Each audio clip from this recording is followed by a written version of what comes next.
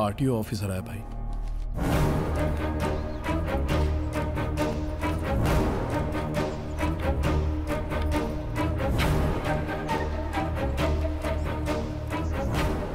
नमस्ते।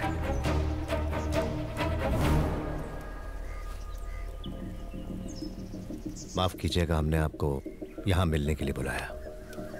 अगर मैं आपसे मिलने आता तो लोग कहते कि एक गुंडा मिलने आया है, आपकी इज्जत इतनी सी रह जाती। दरअसल बात है उन लोगों के मुआवजे की जो 6 महीने पहले फायर एक्सीडेंट में जल के मरे थे।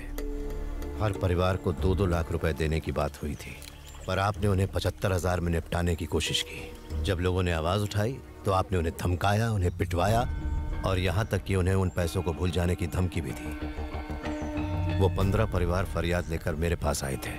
अपनों को खोने का दुख तो नहीं पता होगा। आपने जो भी किया वो गलत किया। मेरी गुजारिश है उन्हें उनके हक के पैसे दे दें। धमकाने का नया स्टाइल है। मेरे पास भी तुम जैसे सड़क छाप गुंडों की बहुत बड़ी लिस्ट है। मुझे डराने की कोशिश मत करो। तू गली मोहल्ले का गुंडा है तो मैं कॉर्पोरेट वर्ल्ड का गुंडा हूँ।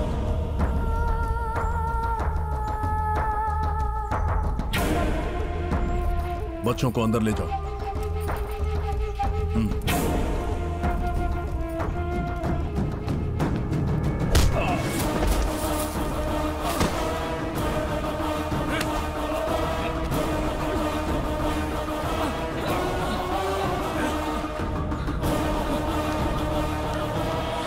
लातों के भूत कभी बातों से नहीं मानते। उन 15 परिवारों के लोग इस वक्त तेरे ऑफिस में हैं। यहाँ से सीधा ऑफिस जा। 1 घंटे के अंदर उनके हाथों में चेक होने चाहिए, वरना याद रहे जिस पॉश एरिया में तू अपना नया घर बनाने का सपना देख रहा है, रातों रात वहाँ तेरी कब्र खोद दूंगा।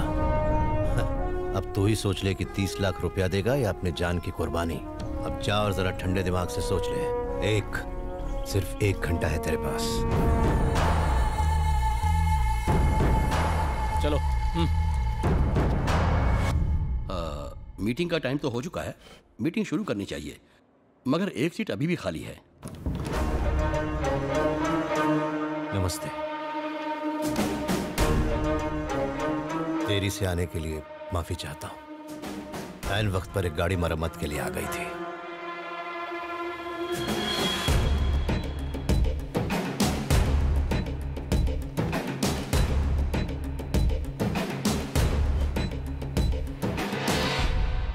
मुकेश राणा के प्रोजेक्ट के बारे में बात करने के लिए हम सब यहाँ जुटे हैं।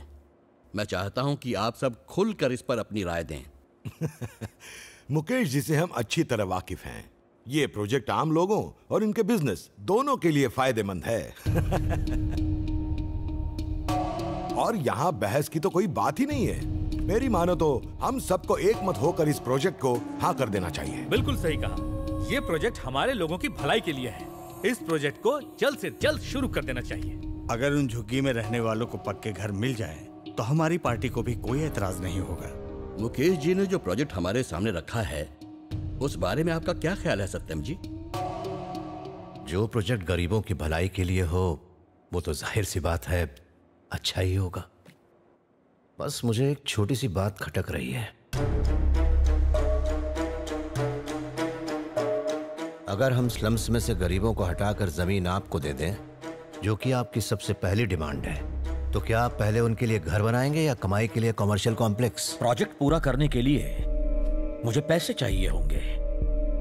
इसके लिए बेहतर होगा पहले मैं अपनी लैंड डेवलप कर लूं, जिससे मैं कैपिटल रेज कर पाऊंगा।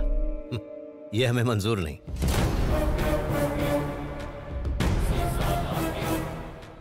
अपने सपनों के घर की आस में मान लीजिए उन बस्ती वालों ने वो जगह छोड़ भी थी, और कल को अगर आपके उस कॉम्प्लेक्स के बनते बनते कोई कानूनी समस्या आ गई, आपका ये प्रोजेक्ट इतना बड़ा है, भगवान न करे कोई अनहोनी हो गई, कोई कुदरती मुसीबत खड़ी हो गई, तो वो बेचारे गरीब ना यहाँ के रहेंगे और ना वहां के। कोर्ट में केस लड़ते लड़ते उनकी जिंदगी दांव पर लग जाएगी, पर घर नहीं मिलेगा। इसलिए मेरी गुजारिश है आप सबसे पहले उन गरीबों को उनकी छत दे दें। इम्पॉसिबल। तो मेरे लिए भी ये इम्पॉसिबल है। मुझसे मेरी राय जानने के लिए आप सबका शुक्रिया।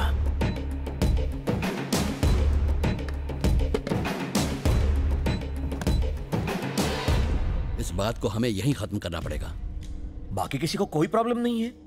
और आप एक मैकेनिक की बात सुन के प्रोजेक्ट क्लोज कर रहे हैं। अगर हमने जबरदस्ती ये प्रोजेक्ट शुरू किया तो लोग न्याय और मदद के लिए सत्यम जी के पास ही जाएंगे। इससे पहले कि कुछ बखेड़ा खड़ा हो, प्रोजेक्ट बंद करने में ही भलाई है। हैदराबाद के high profile slum redevelopment project पर सीएम ने कल की मीटिंग में इस पर रोक लगाते हुए इसे अनिश्चित काल के लिए स्थगित कर दिया है। आपकी झुग्गियों में जो रीडेवलपमेंट प्रोजेक्ट शुरू होने वाला था, उस पर सत्यम ठाकुर ने रोक लगा दी। आपका क्या कहना है? जनता गराज के सत्यम जी हमेशा सही फैसला लेते हैं। उनका फैसला हमारा फैसला है। हम सब सत्यम जी के साथ हैं। जनता गराज सही है, हम सब उनके साथ हैं। जनता गराज का फैसला ही हमारा फैसला है। 5,000 करोड़ का प्रोजेक्ट एक मैकेनिक की वजह से कैंसिल हो गया। It's too much dad. सरकार भी प्रोजेक्ट को क्लियरेंस देने से डर रही है और इसकी वजह है जनता गराज। आप इस स्टेट के सबसे बड़े, सबसे सक्सेसफुल और सबसे इन्फ्लुएंशियल बिजनेसमैन हैं, पर आप उनसे डरते हैं। मैं तो नहीं डरता। सही कहा बेटा। जब से होश संभाला है मैं डर के साए में पला हूं, बढ़ा हूं और जिया हूं। लेकिन तुम्हें डरने की जरूरत नहीं, मेरे जीते जी तो नहीं। भाई पिछले 2 दिनों से गाड़ी बहुत झटके मार रही है। एसी भी ठीक से काम नहीं कर रहा और ये लाइट भी जलती बुझती रहती है। कुछ दिन बाद आ जाना। कब तक हो जाएगा? मुझे मालिक को बताना पड़ेगा, इसीलिए कैसे भी 14 तारीख को आके ले जाना। जी सर, इन्होंने 14 तारीख को आने को कहा है, तो यही तारीख मैं अपने मालिक को बता देता हूँ। तो 14 को मिलते हैं, ठीक है? सुनंदा, माय कलीग, याद आया? Neurologist. Oh yes yes yes, कैसी हैं आप? Fine thank you. He is my husband Rajesh. Hi, nice to meet you. मेरे बेटे वरुण से तो मिले हैं ना? वरुण? अरे हाँ, वही जो पार्टी में मिला था। हाँ। वो आजकल क्या कर रहा है? 5 साल तक उसने आईटी कंपनी में काम किया, अब उसने अपनी ही कंपनी खोल ली है। बहुत अच्छा कर रहा है। हाल ही में उसने आपकी बेटी को किसी फंक्शन में देखा था। वो उसे बहुत पसंद करता है। यहाँ तक कि वो उससे शादी करना चाहता है और हम तो इस रिश्ते से बहुत खुश हैं। इसलिए हमने सोचा कि आपसे आकर बात करें। थैंक्स फॉर आस्किंग सुनंदा, पर दरअसल हम ये चाहते हैं कि हम अपनी दिया की शादी आनंद से ही करें। हमें भी यही लगा था, लेकिन हमें पता चला कि उनकी बिल्कुल जमती नहीं है और वो हमेशा छोटी छोटी बात पर बच्चों जैसे झगड़ते रहते हैं। आपने सही कहा, पर मैं और नीना काफी दिनों से उन दोनों से इस बारे में बात करने की सोच रहे हैं, पर हमें मौका ही नहीं मिल रहा है। God knows what's going to happen.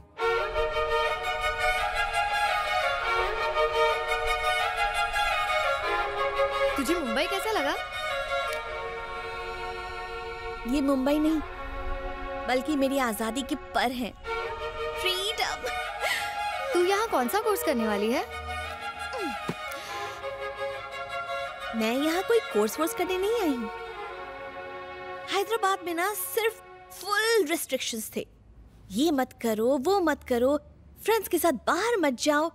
शाम हुई नहीं कि कर्फ्यू लग जाता था और मैं वहाँ क्या करती थी? बुद्धू की तरह घर में बैठी रहती थी। And you know the saddest part, boys मुझसे बात करने से भी डरा करते थे।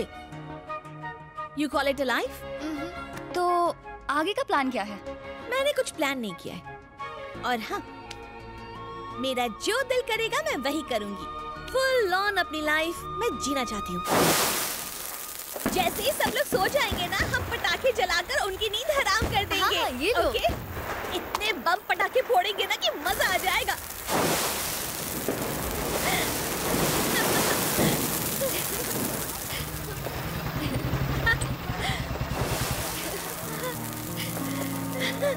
ये लो।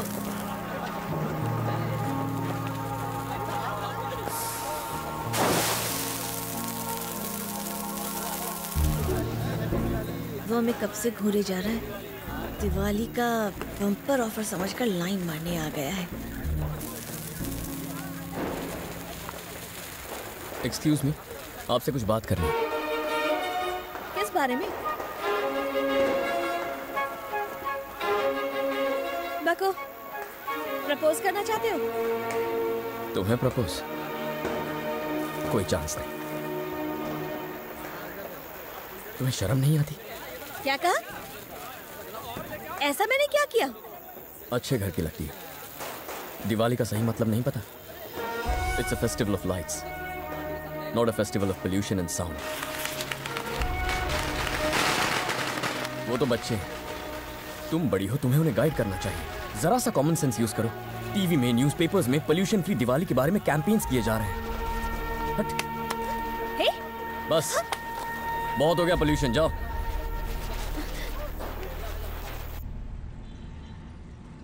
तुम्हारे बाल बहुत अच्छे हैं। ओके ओके, बहुत मस्करी हो गई, चलो काम करो। हाय, गुड बाय। अरे ये सैंपल कौन है? जब से देख रही हूँ घुरे ही जा रहा है। ठरकी है, चेयरमैन का बेटा है। लड़कियों को एकदम हवस की नजर से देखता है।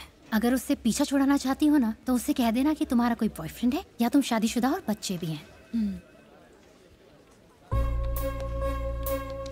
हेलो, मेरा नाम है प्यारे लाल। आज इस बागान में नया फूल दिख रहा है। आज ही मैंने ज्वाइन किया है। हाय, ज्यादा काम तो नहीं है ना? मुझे कुछ मेल्स ड्राफ्ट करने हैं। अरे तो इधर घुमा दो, सैलरी का टाइम पास के लिए देते हैं। ए बाजू वाली, चल बन जा काम वाली। लव के बारे में क्या ख्याल है? अभी कॉफी पीने का ख्याल है। अरे रुको ना, लव के बारे में अपनी फीलिंग्स नहीं बताई। Love is nice. लव करती हो किसी से? मुंबई में मुझे लव कैसे हो सकता है? क्यों, मुंबई में लड़के नहीं है क्या? ऐसी बात नहीं। मुझे जब लव होगा तब मैं ऑफिस नहीं, शिवाजी पार्क, बीच या फिर किसी रोमांटिक जगह पर अपने लवर के साथ वक्त बिताऊंगी। फंस गई। अक्सा बीच जाकर सनसेट देखना मेरी रोमांटिक फैंटेसी है। तो चलो चलते हैं। पोल्यूशन। क्या?